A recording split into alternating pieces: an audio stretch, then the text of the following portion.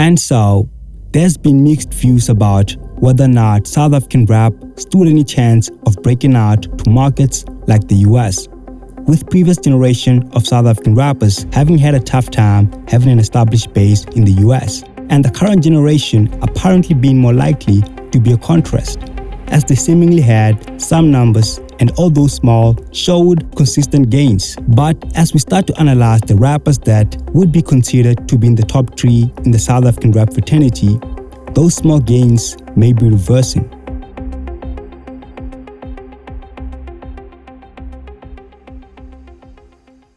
Although there may be some arguments about who's in the top 3 of South African rappers, for the purposes of this video, we've enlisted Nasty C, Blackie, and a-reece in that order, based off of their fan bases and cultural impact, all 3 of which did have some gains in the US, either based off of organic reach and or features with US rappers. Starting with a-reece, at his peak, a-reece had listeners in 9 cities in North America, and although there were basically a few hundreds in each city, with the exception of one, a-reece has now lost 7 of those cities and only remains with 2, being LA and Miami. Whereas Blackie had 27 cities in North America and has lost 20 of those cities and now remains with just 7. Nasty C had 30 cities and he has lost 20 of them, leaving him with 10 cities in which he still has listeners at the moment. The same can be said about Google Trends. All these artists have dropped significantly from their peak and searches have stagnated. These stats show the reversing of gains that the current generation of South African rappers had made overseas, and more specifically in rap's #1 market, which has gained quite contrasting views, as critics believe that South African rappers are not authentic enough to break into such a market, whereas their sympathizers blame the decline of hip-hop on a global scale. When Mzansi A-listers made a video about Nasty C's gains being reversed and whether or not his label was failing him, subscribers had interesting takes, some even going back to what Not had said, saying the label didn't fail him, the fact is just that the American market is not for him. Yes, he sounds like them, but so does every other upcoming rapper in the States. Nasty C has to add a more South African feel to his music, so it resonates. Tyler still has a South African feel because of the accent, which still hasn't changed. Nothing about Nasty C's music says South Africa. So he entered the US scene just like any other rapper from there, and he got blown in the wind. The American market is tailored by its people for its people, and this is just the result of that. And many others referenced guys like Costa Teach and Rick Rick, who had used lock drums in their hip-hop music, together with producers they had worked with, some even including Lemonade by A.K.A. and Nasty C as a reference. Some did make suggestions that the reason why a lot of these rappers fare well in Africa is because there aren't a lot of people who sound like them, whereas when you now take the same formula to the States, it sounds average. American South African YouTuber Mantamain had some take on this topic as well, saying that most people in the States don't value things that aren't from the States the same, as in, if it isn't from America, then it gets discredited. But interestingly, also mentioned that hip-hop is nothing they haven't had before, suggesting that a different sound may fare better, and even mentioned that Nasty C should not be opposed to doing amapiano, as that can increase his chances of breaking into that market. The thing is, guys, I need to wipe these. The thing is Americans are weird, bro. Like, we're weird people. Anything that comes from outside of the United States, we feel is not good enough, or we feel is not credible sometimes. And like, I'm not speaking for all Americans, you know, I'm speaking for a lot of them. You know what I'm saying? I'm definitely, you guys know I'm definitely not in that category, but a lot of Americans are that way. Like, if it's not from here, like, they tend to discredit it, or it's not good enough, or it's not on the level of American. And I think that's the problem. And I think that I'm going to use 21 Savage, for example. 21 Savage, no one knew he was British. You know what I'm saying? No one knew that he was from the UK or anything like that. You know, he kind of just lived in Atlanta and he blew up here that way. So I feel like it would have been a different story for him if he like was making music in the UK and then came here. You know what I mean? Just okay. Central C, for example, fire artist, bro. Lit artist. Picture him if he did it 21 Savage way. Like if he actually grew up in Atlanta, Central C would be like huge in the United States because he's talented, bro. He's nice. So it's definitely not the talent of Nasty C. It's just the way that, I don't know. It's just the way that Americans are when it comes to things like that. I mean, it's weird. Like I said, it's weird, y'all. It's definitely weird. And I feel like those two examples are the perfect way I can explain it to how, you know what I'm saying? That how we are. Well, not we, because I don't fit in that category, but just how Americans are when it comes to things from another country. You know what I mean? It's just like it gets discredited or they just automatically assume it's not as good and things like that. And I feel like for someone that is from another country right now, you have to come with a new sound. Like, just come with something different. Hip hop, it's played out. Like we've heard it. It's not nothing that we haven't heard before. You know what I mean? So I think that is the problem now. And that's why you have these Sexy Reds and you have these other artists that are blowing up because they're being different. You know what I'm saying? Like they're being different. Like I don't even know how else to explain it. You can't name another artist that was like Sexy Red. You know what I mean? I keep mentioning Sexy Red, not because that she's this amazing rapper or anything. It's just because she's different. You know what I'm saying? She's different.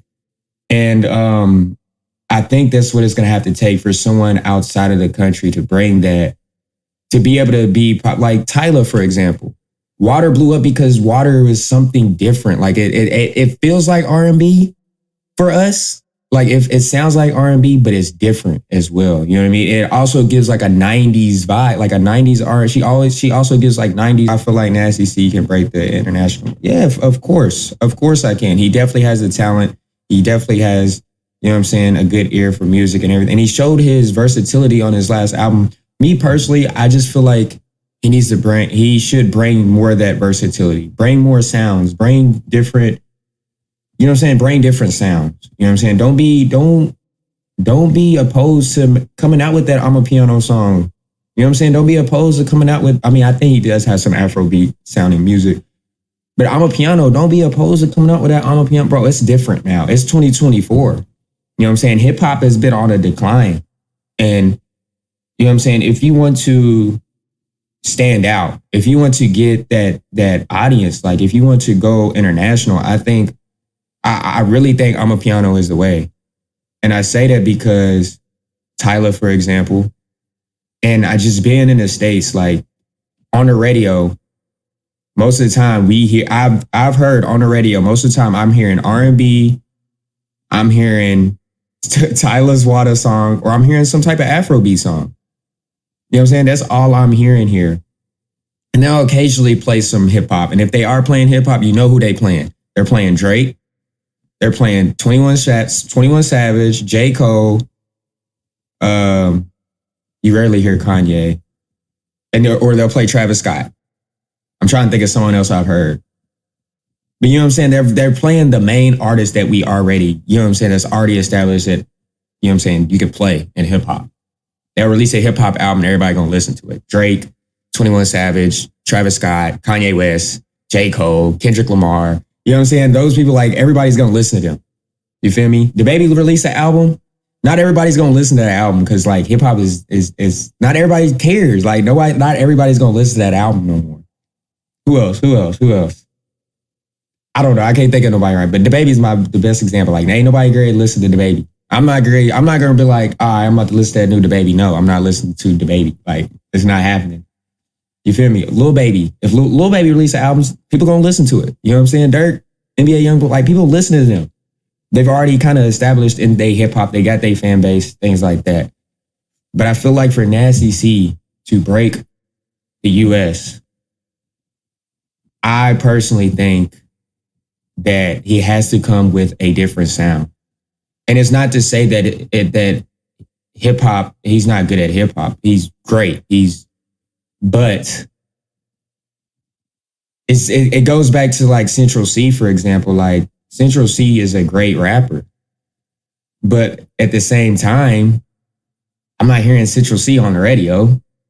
You feel me? Like it's tough for anybody outside of the US to break into hip hop in the US when the hip hop is declining in general. So I feel like you have to come with a different sound. You have to come with a different sound. I mean, that's my opinion on this. Yes, Def Jam is failing because like we should already been having a Tyler featuring Nasty or Nasty C featuring Tyler. We should already had that in the works. They're from the same country, like, you know what I'm saying? And so far, out of the top three, Blackie seems to be the one that embraces Amapiano beat more, which has led to many thinking that he's more favorable to break out internationally out of the three that we mentioned. Ultimately, arguments were made that Africans do not need America, but in as far as hip-hop is concerned, America is to hip-hop what South Africa is to Amapiano, so it does matter a lot. You can't be a successful Amapiano artist if Amapiano's capital doesn't even recognize it. Let's have a frank conversation about it. Legendary South African rapper aka once said that trying to make it in America is a waste of money. And we couldn't find the Twitter response at the time of making this video. But do you think hip-hop in South Africa will ever be a global thing? Or will it remain a local genre, together with its rappers? As this generation proved to be the closest any generation has ever come to breaking the South African rap genre global, but seemingly fell short in the last minute. Current stats show that South African rappers are not getting anywhere near breaking this genre internationally, whereas there are guys like Baby Days who have seemingly been pushing in the States and has even got a DM from A$AP Rocky.